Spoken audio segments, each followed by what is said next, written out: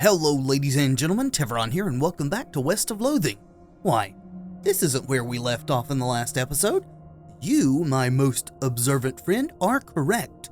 We are back at the Curious Well because I've been looking up things that we can kind of wrap up. There do appear to be more things to do out next to Frisco, but I'd like to wrap up a few things further back east.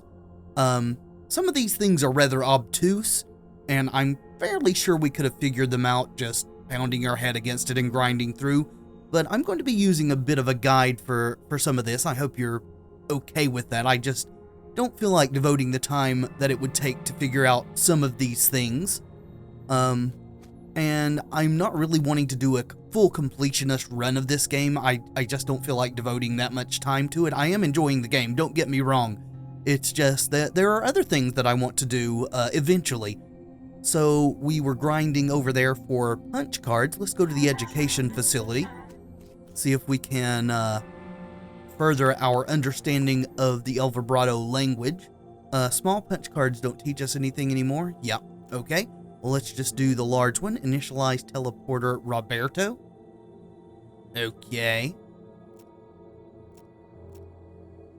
Alright, so we have now learned all the words we can learn from punch cards. And this terminal down here, we should have realized, and by we I mean I should have realized, that since this is the education facility, this isn't to do things, it's actually to teach us the numbers in El Vibrato, because the punch cards don't teach us that. I've got that written down.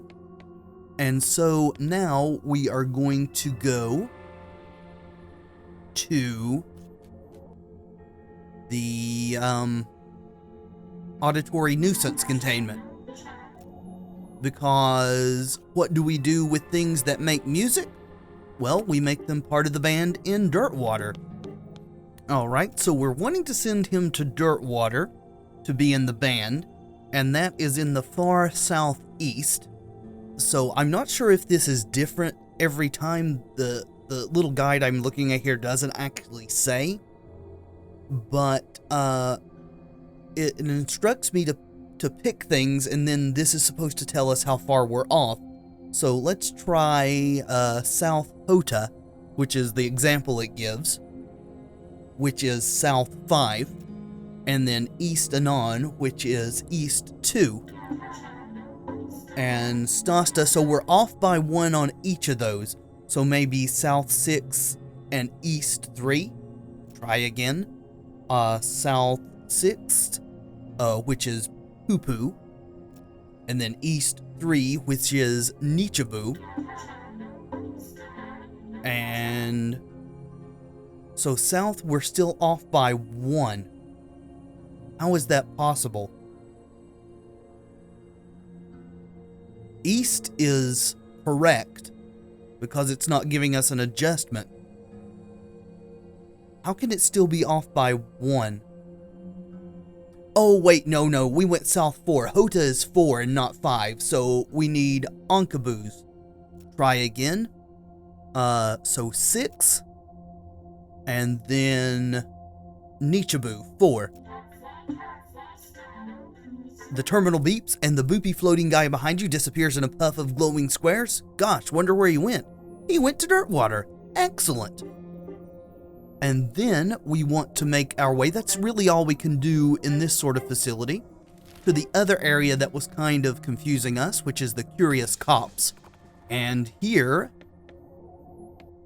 we will also put to work the numbers that we learned. Let us see. So we need to make sure the pipeline is connected to the coffee maker. So that is, see, select source.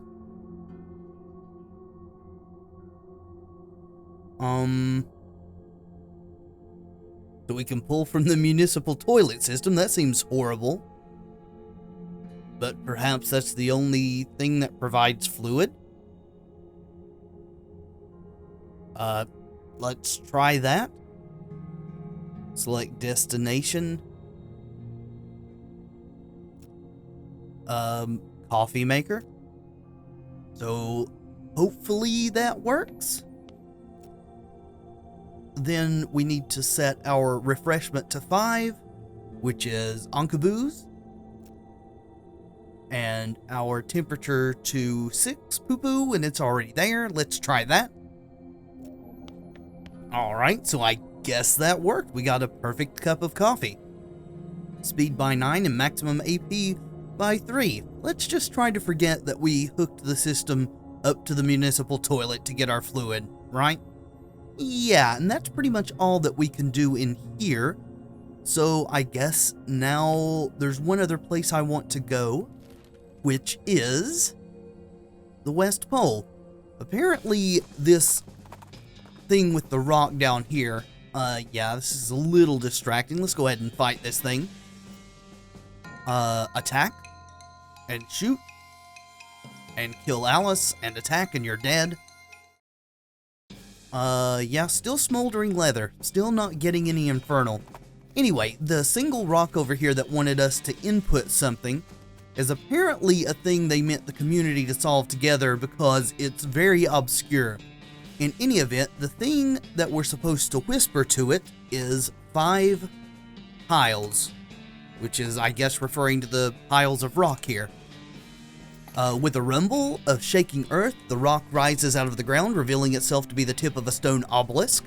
A hollow in the center of the obelisk contains a small stone ring. When you take it, the obelisk retracts back into the ground. We got an ancient ring.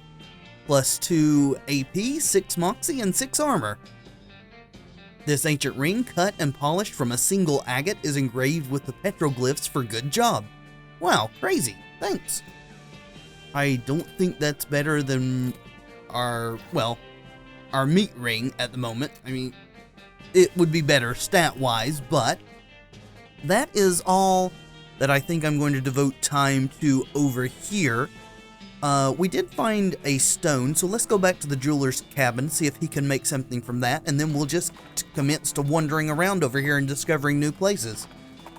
Ooh, we found one. Fort Unnecessary. Okay, we'll go there in a second. Alright, Mr. Jewelry Goblin fellow. Have a look. You can do something with the strange silvery crystal. A silicon ring. Huh. Oh, 11 mysticality. Oh well, thanks anyway. Alrighty, where is that fort? Oh, right beside a Frisco. Let's go. Maybe we'll discover some more new places along the way. You're ambushed by a cow who was hiding behind a nearby billboard. Big billboard, big cow. Attack it? It's what we tend to do with cows. 153. Can we just 1, 2, 3? Well, probably better beef up just to be on the safe side. Go ahead and beat down. Infernal Leather? Infernal Leather, yeah, we need some more of that so we can go craft some stuff, and that reminds me, did I forget to craft our hat that I wanted, or are we wearing that? No, we did it, so we got our muscle hat on. Hopefully the infernal stuff will be even better. This flag is flying at half flag, Bit shabby looking. Yeah, but not like battle damaged. It looks like they're just not doing proper upkeep. Short-staffed or just clueless? Well, this is California, so probably clueless. Why not both?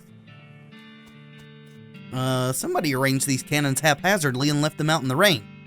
That's not good. Looks like they've rusted clean through. A harried-looking young woman in a military outfit darts in front of the door as you enter. Oh no, I can't be having any more misfits in this jerk ward.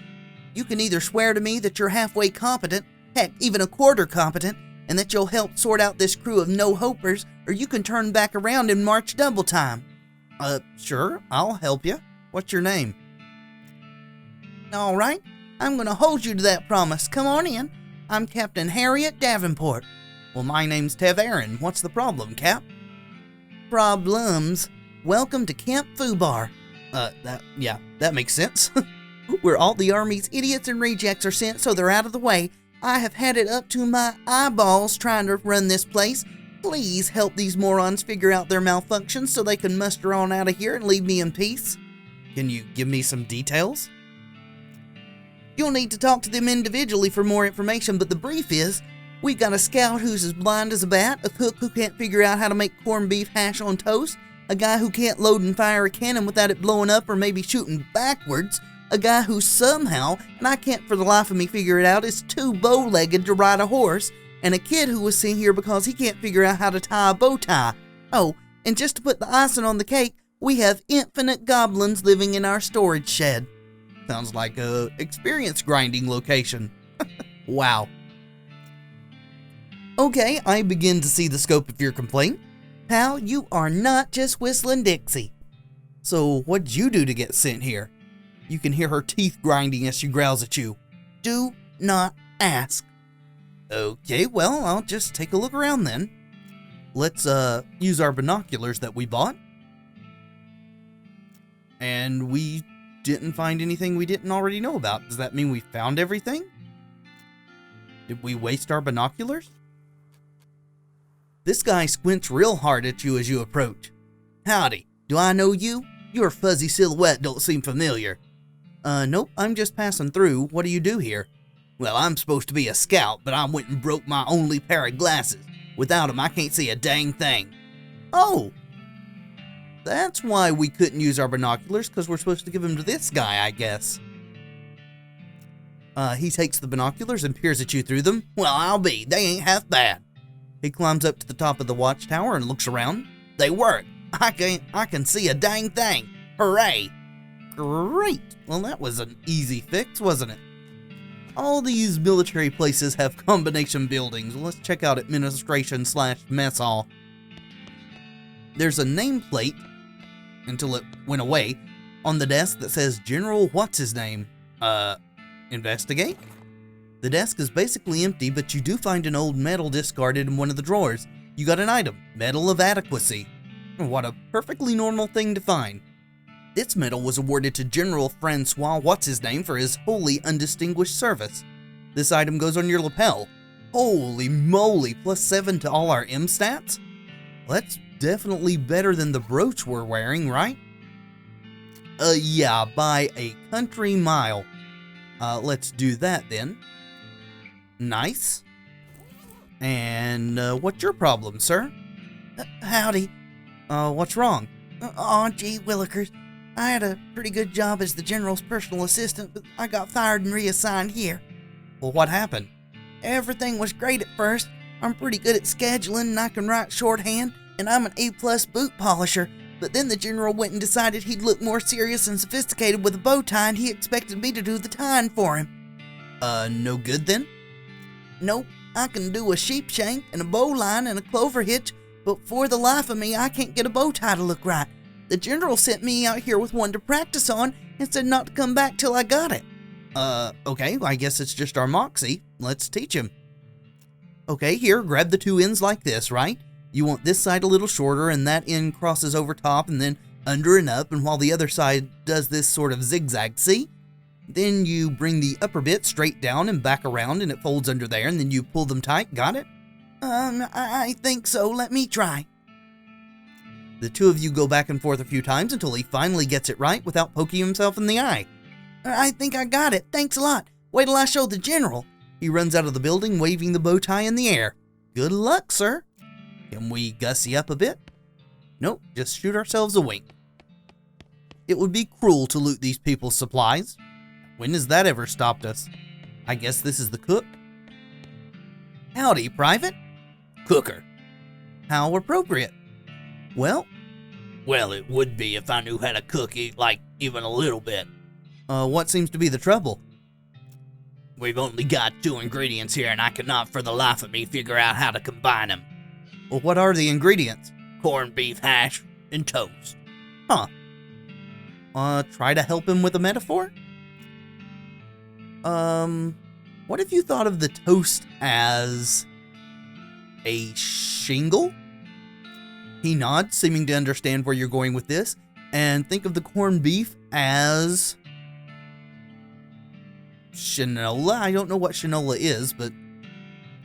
So I should put the corned beef hash under, next to, no, I'm sorry, I don't get it. Can we try again? Alright, so I imagine the corned beef hash goes on top of the toast, so,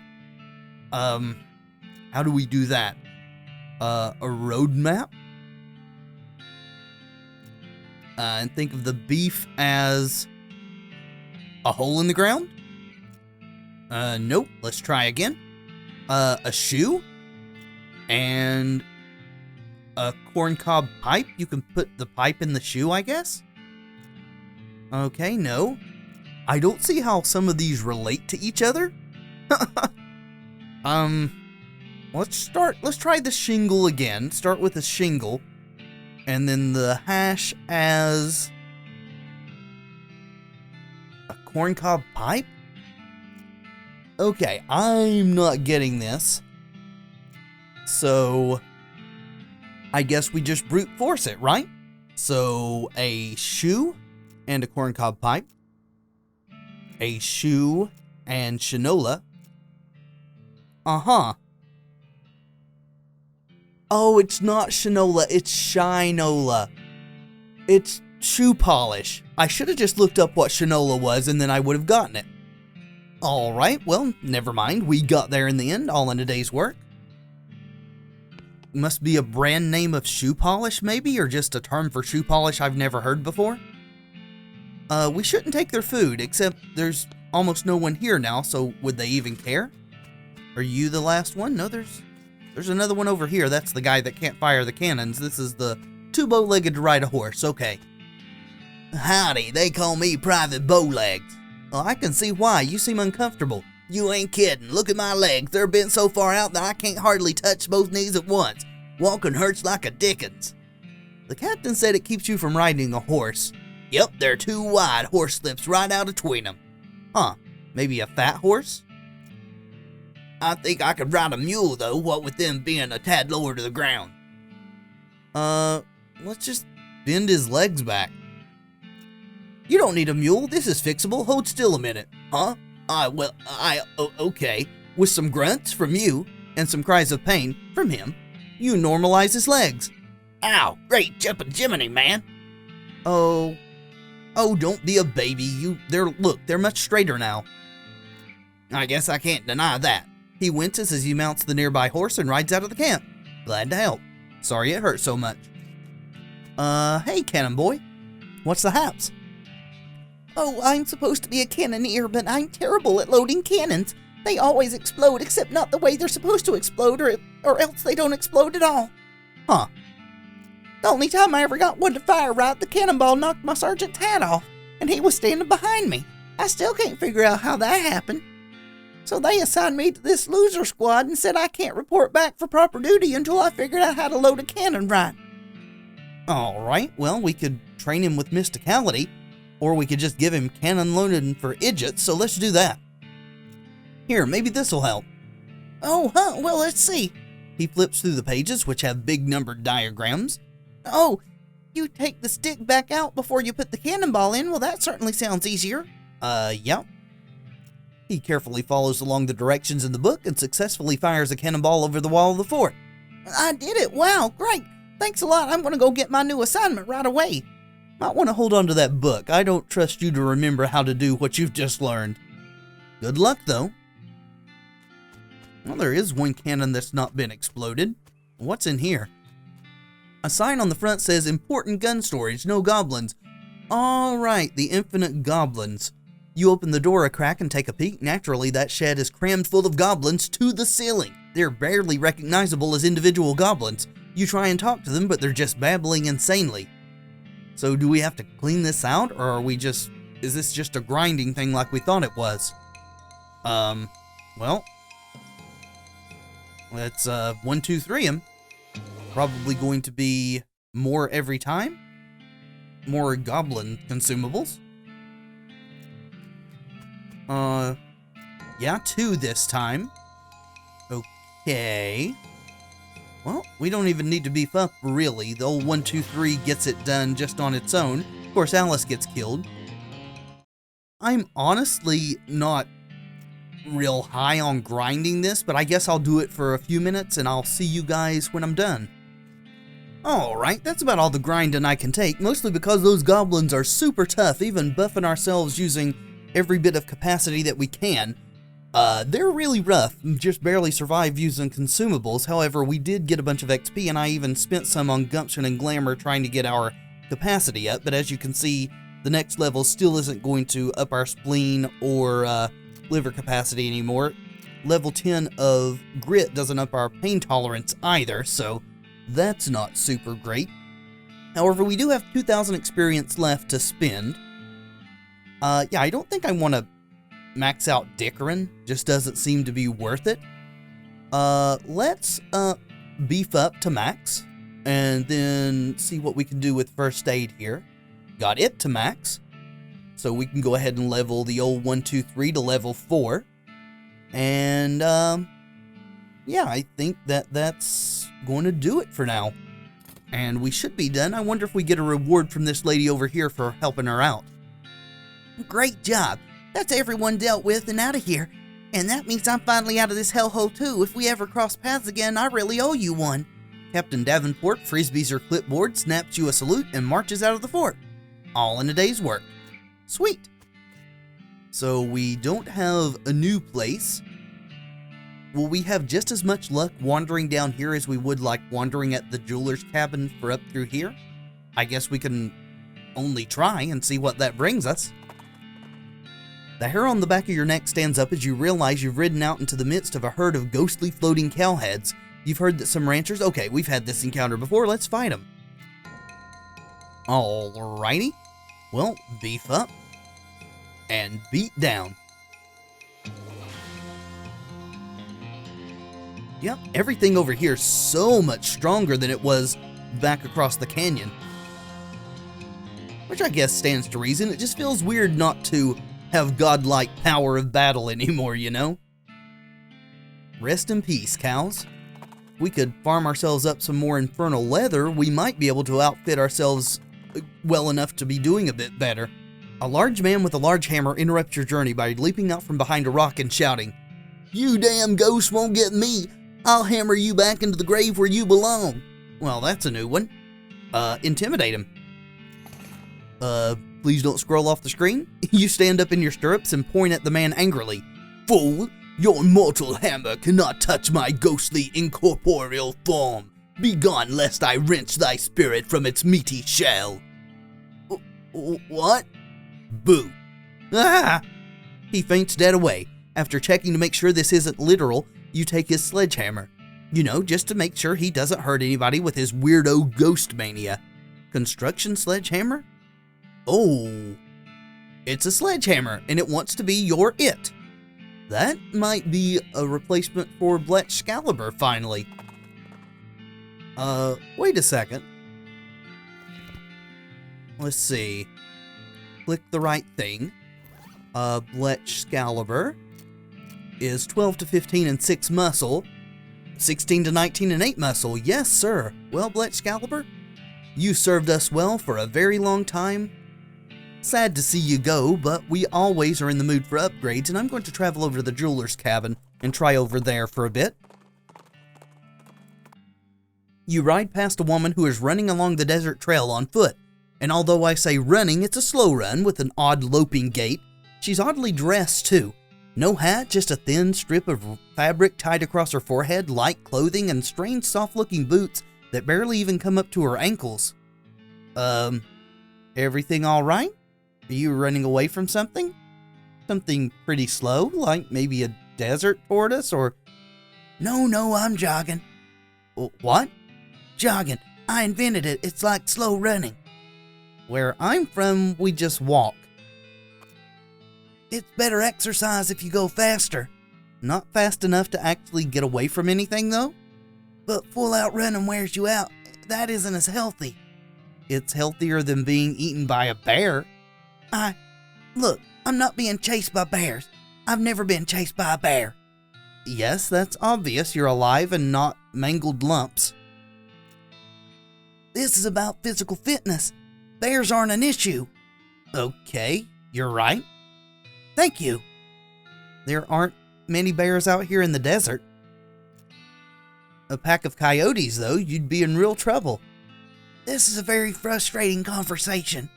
They'd tear you to shreds even without those goofy-looking shoes. Hey, I designed these myself. They are not goofy. They're pretty goofy. Uh, I mean, what good are they if you can't even run properly in them? What? They don't prevent... And they certainly aren't going to protect your ankles from coyote bites. They'll be perfectly good for kicking your ass. Gosh, all this exercise has made you kind of belligerent. Get down off that horse. How about we see if you can catch me? You ride away. The jogger runs after you a bit, yelling, but as predicted, she can't catch you. Gotta be the shoes. Yep. Okay, let's wander a couple times. There's the button. Ambushed by more cows. Are there any places left? I should have beefed up. Forgot about that. Well, old 123 should handle it. There we go. Alright. More Infernal Leather. Cool. At least we're getting that. There's gotta be more, right? There just has to be.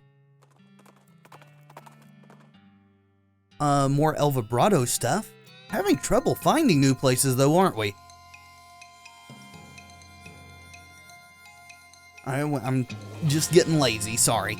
Also a little frustrated. I want to find a new area. Scraps, yep. Okay, let's go one more time. A goblin suddenly runs up with an armload of driftwood and dumps it out in front of you. hello, look, sculptures I am making. You are buying an art, yes? Well, Buying an art or killing? Goblin tongue?